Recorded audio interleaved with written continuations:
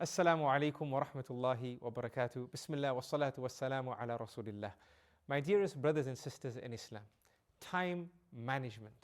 What does this actually mean? How can we manage time? Allah causes the sun to rise at a certain time, set at a certain time, and nobody has a say in the matter. As the time rises and as the time sets, time comes to be and time ceases to be. So how can we manage time? Well, obviously, the title doesn't talk about us speeding up the sun or slowing down the sun, but rather it's talking about how we can manage what we do in the time that we have. Now, this topic of time management, brothers and sisters in Islam, is a vast one. But if I can share with you just two ideas, food for thought, seeds of change, to help you think about the activities that you do in light of the time that you have. Firstly, brothers and sisters in Islam, tasks are many, requests are many, things that we have to do are many. We will always have things that need to be done. And I hope we're productive and everything that we need to do is from the productive realm. Guess what? The angel of death will visit us and we will still have things to do. That's just how life rolls, if I can use the colloquial term.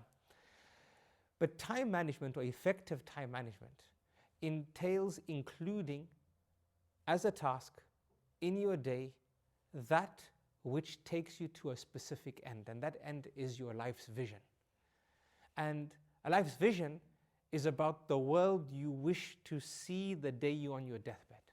When you're on your deathbed and you look at yourself, you look at your relationship with your Lord, you look at your parents if they're alive, you look at your children, you look at your spouse, you look at your community, you look at different things. What do you want to see? Imagine that. That is your vision. Which means everything that you do now is a means to creating that end.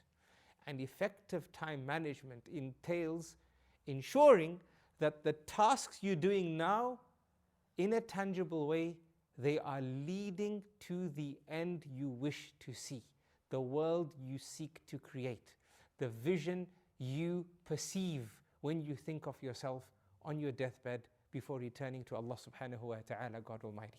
So this is the first step of time management, that you got to kick out random from your day, right? A lot of us do good things, but it's not about doing good things. It's about doing the right thing. And I have a principle, and that principle states, everything good is right, but not everything right is good. Should I say that again? Everything right is good, but not everything good is right. Exactly. Why?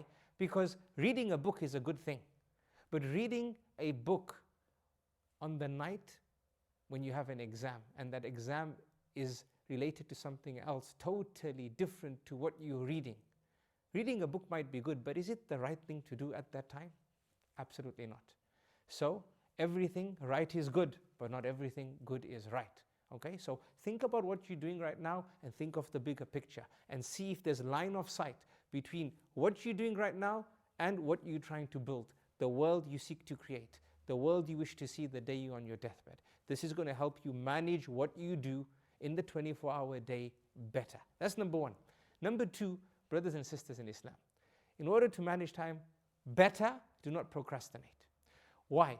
Because if you're living a life of doing the right thing at the right time, right, or doing the right thing, but not at the right time, what's going to happen? You're going to end up making important things, doing the right thing is always important, urgent. And whenever we do important things in an urgent way, we do it with high stress. And whenever we do things with high stress, the output is poor. The outcome is poor. That's just the reality of life. It's by design, it's physics, it's nobody's fault. Whenever you do things in good time, you apply yourself better. Let's take a simple example. If you pray the 4 units of dhuhr at the beginning of dhuhr's time, you're going to pray it in a more relaxed way. But if you're going to pray it when there's 4 or 5 minutes left before Asr kicks in, how's that salah going to be? It's going to be rushed. It's going to be with the bare minimum in terms of recitation and movement, and you're going to pray to get it done. You're not going to pray it as an experience. It's just life. Same thing with your exams. Study before time, you study with greater quality.